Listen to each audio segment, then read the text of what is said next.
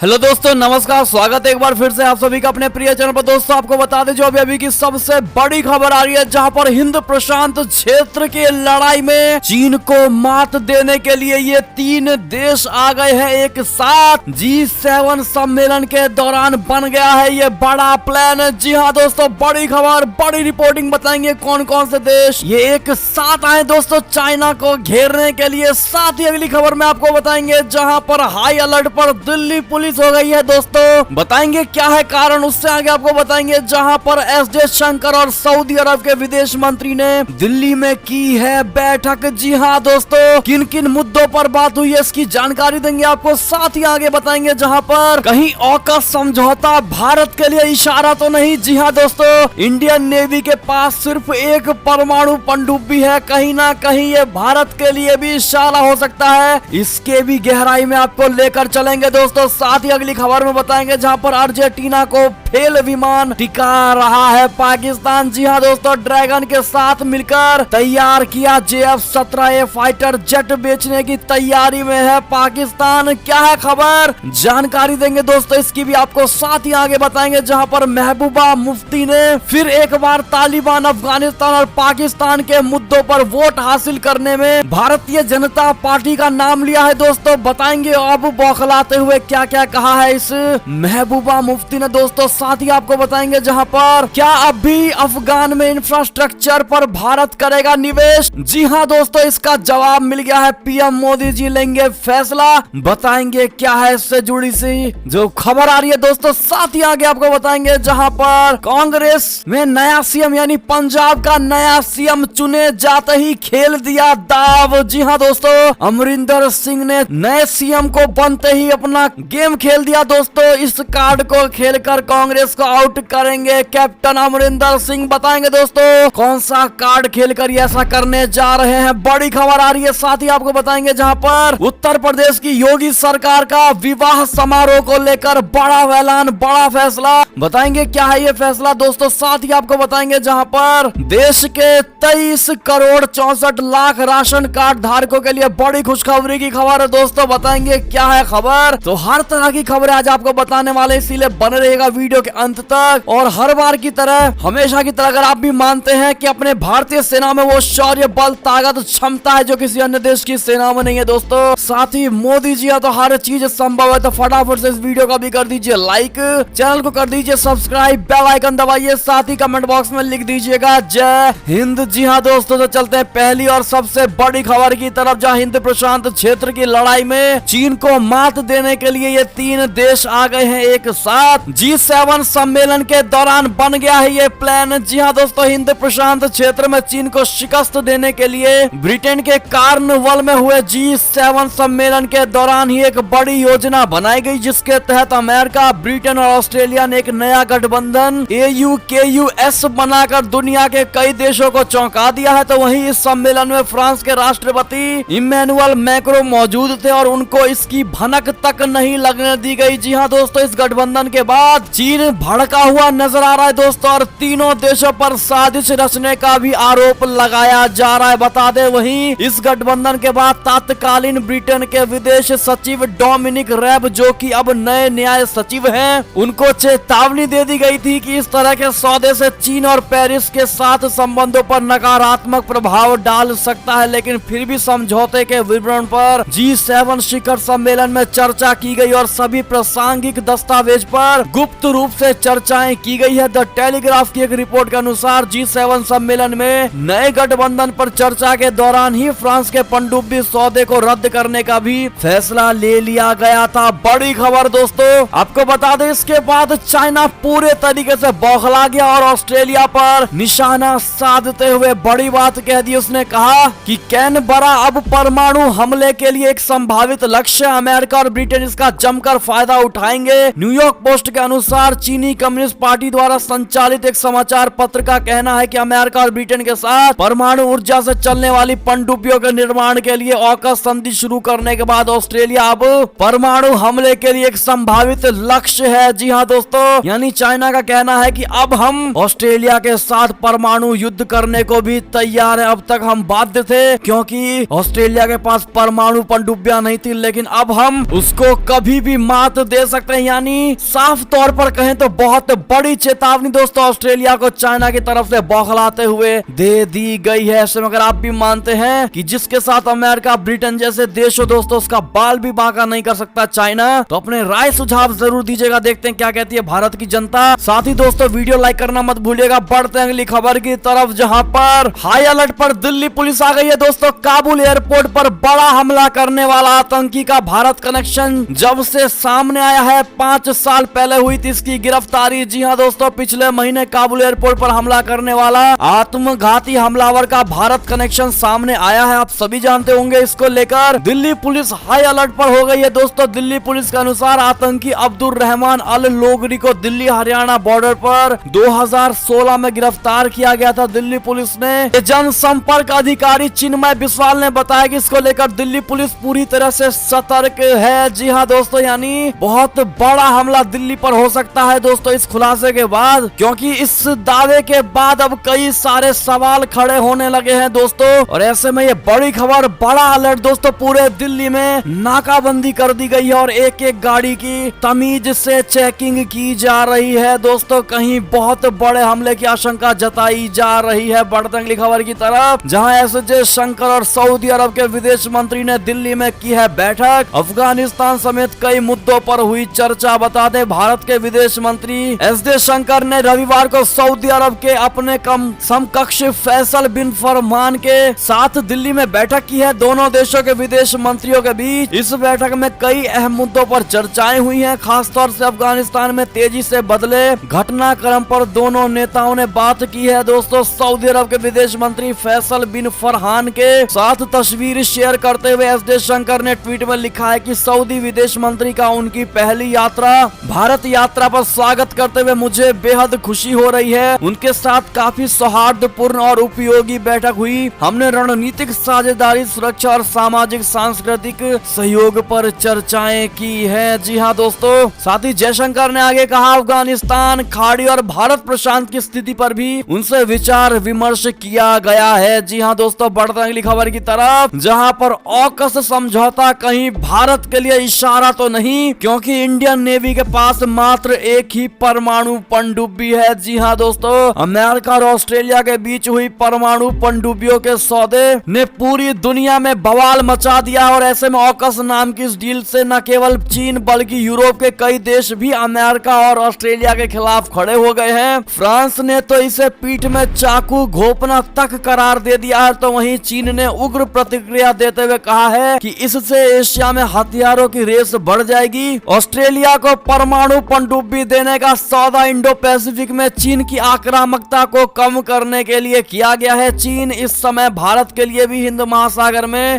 मुश्किल खड़ी कर रहा है दोस्तों। और ऐसे में विशेषज्ञों का मानना है कि भारत को भी अपने नौसेना में परमाणु पनडुब्बियों की संख्या को बढ़ाना चाहिए। जी हाँ दोस्तों, क्या कहते हैं आप लोग, क्या भारत को भी परमाणु पनडुब्बी की मात्रा बढ़ानी चाहिए दोस्तों? क्योंकि जिस हिसाब से आजकल भारत पर इतने खतरे मंडरा रहे हैं दोस्तों, सारे पड़ोसी मिलकर भारत को हड़पने की कोशिश कर रहे हैं। और ऐसे में अगर आप भी मानते कहीं ना कहीं इन खतरों को देखते हुए भारत को अपनी ताकत बढ़ानी चाहिए, परमाणु पनडुब्बियों की मात्रा और ज्यादा बढ़ानी चाहिए, तो राय सुझाव जरूर दीजिएगा। क्योंकि वर्तमान में भारतीय नौसेना में INS अरिहंत नाम की परमाणु पनडुब्बी ही कार्यरत है। और इससे पहले रूस से लीज पर ली गई INS चक्र परमाणु पनडुब्बी भारतीय समुद्री क्षेत्र की रखवाली करती थी, लेकिन 10 साल की लीज पूरी होने के बाद जून शुरुआत में भारत ने INS चक्र को वापस कर दिया, जिसके बाद दोबारा रूस ने एक नई परमाणु पनडुब्बी को लीज पर लेने के लिए बातचीत की जा रही है। अगर सब कुछ सही रहा तो रूसी राष्ट्रपति व्लादिमीर पुतिन के आगामी भारत दौरे के समय इस डील पर हस्ताक्षर भी कर दिए जाएंगे। जी हाँ दोस्तों, क्या कहना है आपका? ऐसे में राय सुझाव जरूर दीजिएगा दोस्तों। भारत की ताकत बढ़ाने को लेकर बात करें अगली खबर की, तो अर्जेंटीना को फेल विमान टिका रहा है पाकिस्तान। ड्रैगन के साथ मिलकर तैयार किए जा रहे हैं JF-17A फाइटर जेट बेचने की तैयारी। बता दें पाकिस्तान चीन के साथ मिलकर तैयार किए गए लड़ाकू विमान JF-17A अर्जेंटीना को बेचने जा रहा है। अर्जेंटीना को लड़ाकू विमान खरीदे में ब्रिटेन अड़ंगे डाल रहा है दोस्तों, इसलिए वो पाकिस्तान के ये सस्ते व घटिया विमान खरीदने को तैयार हो गया है।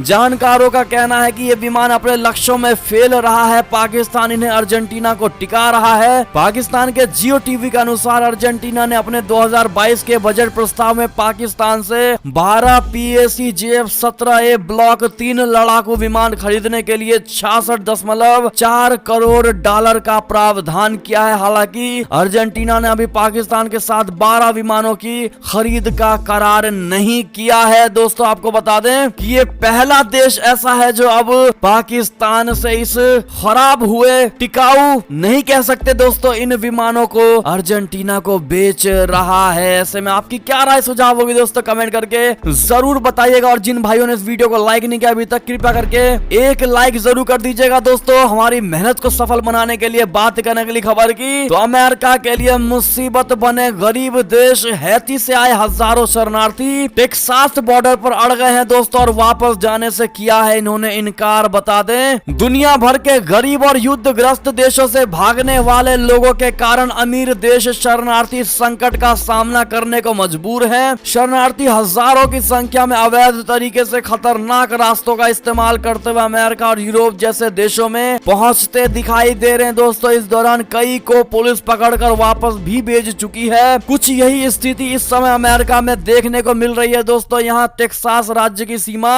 पर हजारों शरणार्थी एकत्रित हुए हैं। ये लोग गरीबी, भूखमरी और नाउम्मीदी के कारण कैरिबियाई देश हित से भागकर यहाँ पहुंचे हैं दोस्तों। अगली खबर की बात करें तो तालिबान अफगानिस्तान और पाकिस्तान के मुद्दों पर वोट हासिल करने में भाजपा आगे है। जी हाँ दोस्तों, ऐसा महबूबा मुफ्ती ने फिर बौखलाते हुए भारतीय जनता पार्टी पर इल्जाम लगाए हैं दोस्तों। PDP प्रमुख महबूबा मुफ्ती ने कहा कि लोकतंत्र और भारत हमारा खतरे में है सिर्फ केंद्र सरकार की वजह से। ऐसे में क्या जवाब देना चाहेंगे दोस्तों इस महबूबा मुफ्ती को, जो बात बात पर मोदी जैसे प्रधानमंत्री जिन्होंने देश में इतने विकास के कार्य किए हैं दोस्तों, और भारत में डिफेंस सिस्टम को मजबूत किया है, विदेश नीति मजबूत की है दोस्तों। और ऐसे में महबूबा मुफ्ती का ये बयान कहीं ना कहीं भारत के खिलाफ ही रहता है दोस्तों। आप जवाब जरूर दीजिएगा महबूबा मुफ्ती को। बात करें और बढ़े अगली खबर की, जहां गरजते लड़ाकू विमान, आग उगलते युद्धपोत। जी हाँ दोस्तों, ताइवान के नजदीक चीन का युद्धाभ्यास अमेरिका को कैसा संदेश भेज रहा है दोस्तों। चीन के लड़ाकू विमान और युद्धपोत इन दिनों ताइवान के पास महायुद्धाभ्यास में जुटे हुए हैं। इस युद्धाभ्यास को सीधे तौर पर अमेरिका के लिए चुनौती माना जा रहा है दोस्तों। ऑस्ट्रेलिया के साथ ऑकस समझौते के बाद अमेरिका ने शुक्रवार को अपना एक युद्धपोत चीन के नजदीक ताइवान की खाड़ी में भेजा था, और माना यह जा रहा है कि चीन ने अमेरिका के इन्हीं कदमों से चिढ़ते हुए समुद्र में अपनी सेना की ताकत दिखाई है। ताइवान के पास इतनी बड़ी संख्या में चीन के युद्धपोतों और लड़ाकू विमानों के जमावड़े से तनाव बढ़ने के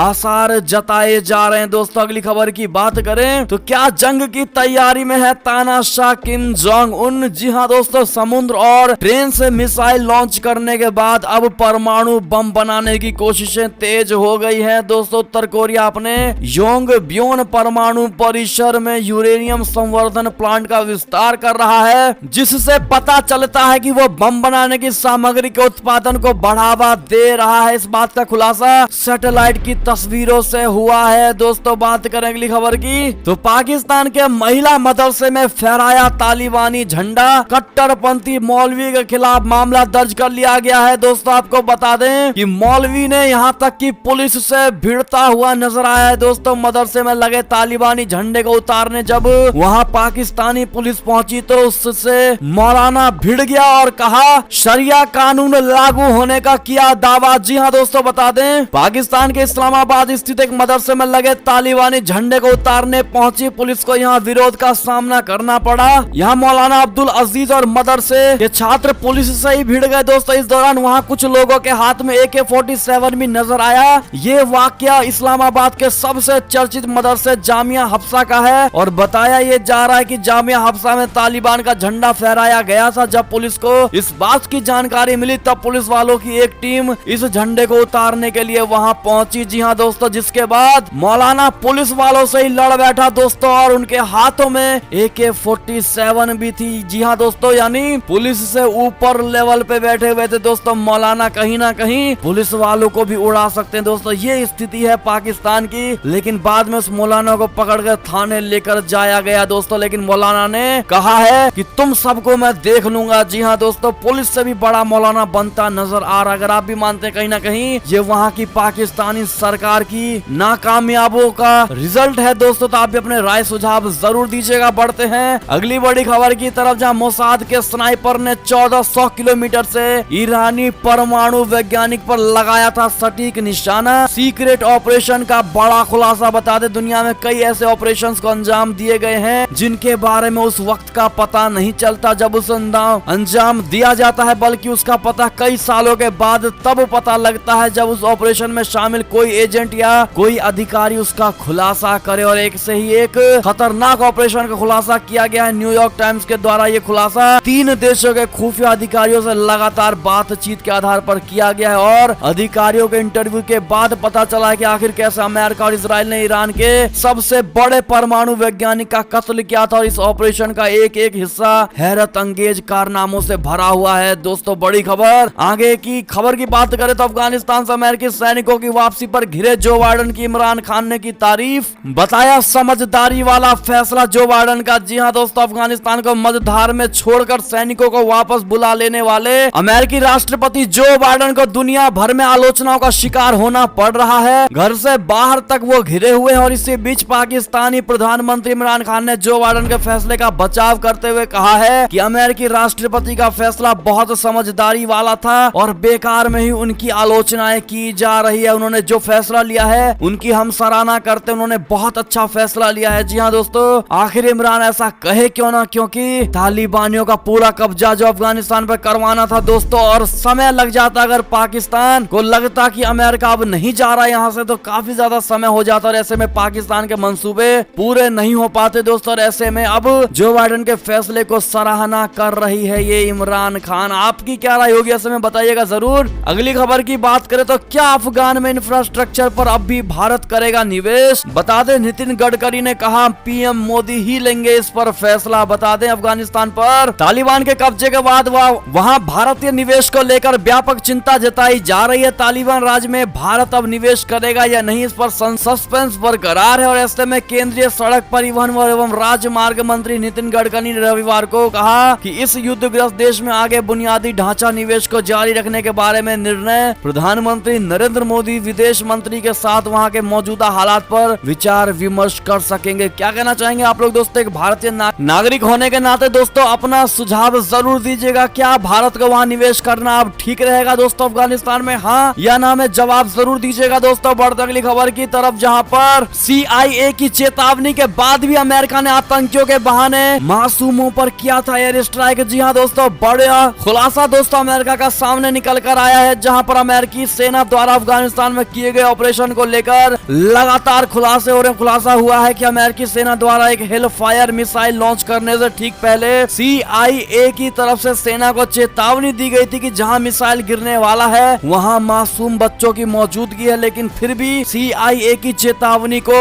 दरकिनार करते हुए सेकंड्स बाद ही अमेरिकी सेना ने ड्रोन स्ट्राइक कर दिया दोस्तों, जिसमें एक ही परिवार के मासूम 10 लोग मारे गए दोस्तों। और ऐसे में ये बहुत दर्दनीय है, दुखनीय है दोस्तों, जो अमेरिका ने जानते हुए भी ये बड़ा कदम उठाया। अगर आप भी इसकी निंदा करते हैं तो हम निंदा करते हैं, जरूर कह दीजिएगा दोस्तों। बढ़ते अगली खबर की तरफ, जहां पर बता दे चन्नी होंगे पंजाब के अगले नए CM। जी हाँ दोस्तों, जिसके बाद अमरिंदर सिंह बोले उम्मीद है वे पंजाब की रक्षा रखने में सक्षम होंगे। राहुल ने कहा जनता का विश्वास सर्वोपरि। जी हाँ दोस्तों, एक दिन पहले ही पंजाब के मुख्यमंत्री पद से इस्तीफा देने वाले कैप्टन अमरिंदर सिंह ने नामित CM चरणजीत सिंह चन्नी को शुभकामनाएं दी है। उन्होंने ट्वीट में कहा है कि उम्मीद है कि वे सीमावर्ती राज्य पंजाब को सुरक्षित रखने और सीमा पार से बढ़ते सुरक्षा खतरे से लोगों की रक्षा करने में सक्षम होंगे। जी हाँ दोस्तों, लेकिन जो सबसे बड़ी खबर आ रही है इसको लेकर, जहां किसान कार्ड खेलकर कांग्रेस को आउट करेंगे कैप्टन, नया CM चुने जाते ही खेल दिया ये दाव। जी हाँ दोस्तों, कांग्रेस की ओर से पंजाब में नए CM का चुनाव होते ही पूर्व मुख्यमंत्री कैप्टन अमरिंदर सिंह ने अपना तेवर दिखाना शुरू कर दिया है। उन्होंने नए मुख्यमंत्री चुने गए चरणजीत सिंह चन्नी को एक तरफ शुभकामनाएं दी है तो वहीं दूसरी तरफ किसान कार्ड भी खेल दिया। कैप्टन अमरिंदर सिंह ने रविवार शाम को कहा कि मैं कृषि कानूनों के विरोध में आंदोलन के दौरान जान गंवाने वाले 150 किसानों के परिवारों को जॉब कार्ड नहीं दे पाया था, इसका मुझे बेहद दुख दुख है। उन्होंने कहा कि मुझे उम्मीद है कि चरणजीत सिंह चन्नी जल्द से जल्द इस काम को पूरा करेंगे और इसके साथ ही उन्होंने कहा मैं किसानों की न्याय की लड़ाई में उनके साथ खड़ा रहूंगा। जी हाँ दोस्तों, बड़ा ही किसान कार्ड खेलते हुए कहीं ना कहीं कांग्रेस को वहां से आउट करने की कोशिश लगी रहेगी। दोस्तों बात करें अगली खबर की, जहां सिद्धू के सलाहकार का कैप्टन पर पलटवार। कहा आपके आईएसआई एजेंट के साथ थे संबंध, मुंह मत खुलवाइए, मेरे पास है आपके सबूतों का जत्था, सबूतों का किताब। जी हाँ दोस्तों, बता दें पंजाब के मुख्यमंत्री पद से इस्तीफा देने के बाद कैप्टन अमरिंदर सिंह ने अपने विरोधी नवजोत सिंह सिद्धू पर जमकर हमला किया था। इस दौरान उन्होंने सिद्धू को देश की सुरक्षा के लिए खतरा बता दिया। इस पर सिद्धू के सलाहकार और पंजाब के पूर्व डीजीपी मोहम्मद मुस्तफा ने करारा पलटवार किया। मोहम्मद मुस्तफा ने ट्वीट करके कहा कि मुझे मुंह खोलने पर मजबूर ना करें, नहीं तो मेरे पास आपके खिलाफ सबूतों का पूरा जत्था रखा हुआ है। साथ ही मुस्तफा ने एक गाने का वीडियो भी शेयर किया जिसके कैप्शन में लिखा था राज को राज ही रहने दो। जी हाँ दोस्तों, बढ़ते अगली खबर की तरफ, जहां पर रामदास अठावले ने दिया अमरिंदर सिंह को बीजेपी ज्वाइन करने का ऑफर। जी हाँ दोस्तों, कहा चुनाव में आ सकते हैं, अच्छा काम बता दें। रिपब्लिकन पार्टी ऑफ इंडिया यानी आरपीआई के राष्ट्रीय अध्यक्ष और केंद्रीय मंत्री रामदास अठावले ने पंजाब के मुख्यमंत्री पद से इस्तीफा देने वाले कैप्टन अमरिंदर सिंह को राष्ट्रीय जनतांत्रिक गठबंधन यानी एनडीए में शामिल होने का न्योता दिया है। मोदी सरकार में मंत्री अठावले ने अमरिंदर सिंह से कहा है कि उन्हें कांग्रेस छोड़ देनी चाहिए जिसने उन्हें अपमानित किया है। अठावले ने कहा कि अगले साल होने वाले विधानसभा चुनाव में एनडीए को सत्ता में लाने के लिए काम आ सकते हैं। क्या कहना चाहेंगे दोस्तों, क्या अमरिंदर सिंह को बीजेपी ज्वाइन कर लेनी चाहिए? दोस्तों रामदास अठावले का कहना सही है या गलत? अपनी राय सुझाव जरूर दीजिएगा दोस्तों, कमेंट करना बिल्कुल मत भूलिएगा इस मामले पर। साथ ही अगली खबर की बात करें तो यूपी सरकार का बड़ा आदेश, अब विवाह समारोह में 50 की जगह 100 लोग हो सकेंगे शामिल। जी हाँ दोस्तों, बढ़ते अगली खबर की तरफ, जहां बाबुल सुप्रियो के तृणमूल में शामिल होने से पार्टी पर कोई असर नहीं पड़ेगा। जी हाँ दोस्तों, बंगाल भाजपा ने बड़ा जवाब दिया है दोस्तों। बाबुल सुप्रियो के भाजपा छोड़ने के बाद ये बयान आया। अगर आप भी मानते हैं भाजपा को कोई फर्क नहीं पड़ने वाला, क्योंकि बाबुल सुप्रियो के होने के बावजूद भी भाजपा को इन्होंने मजबूत करने की कोशिश नहीं की थी और ऐसे में कोई फर्क नहीं पड़ेगा, तो अपना सुझाव जरूर दीजिएगा। बात करें अगली खबर की तो देश के 23 करोड़ 64 लाख राशन कार्ड धारकों के लिए बड़ी खुशखबरी, अब सीएससी से भी करा सकेंगे ये सभी जरूरी काम। जी हाँ दोस्तों, देश भर में 3,70,000 से अधिक साझा सेवा केंद्र यानी सीएससी यानी कॉमन सर्विस सेंटर में अब राशन कार्ड से संबंधित सेवाएं भी उपलब्ध होंगी। दोस्तों इन सेवाओं में नए राशन कार्ड के लिए आवेदन करना, ब्यौरे को अपडेट करना और उसे आधार से जोड़ना शामिल है। इस कदम से देश भर के 23 करोड़ 64 लाख राशन कार्ड धारकों को सीधे लाभ मिलेगा दोस्तों। और ऐसे में ये थी अब तक की सबसे बड़ी खबरें। दोस्तों आपको हमारी खबरें कैसी लगी? आशा करता हूँ बहुत अच्छी लगी होगी। दोस्तों अगर थोड़ी भी अच्छी लगी तो इस वीडियो को भी अपने भाई बंधुओं में व्हाट्सएप, फेसबुक, ट्विटर के जरिए पूरे भारत में शेयर करना बिल्कुल मत भूलिएगा दोस्तों। और अभी कर दीजिए इस वीडियो को लाइक, चैनल को कर दीजिए सब्सक्राइब, बेल आइकन दबाइए, साथ ही कमेंट बॉक्स में लिख दीजिएगा जय हिंद जय भारत। तो मिलते हैं आपसे अगली बड़ी खबर में, तब तक अपना ख्याल रखिएगा। बहुत बहुत धन्यवाद। जी हाँ दोस्तों, जय हिंद।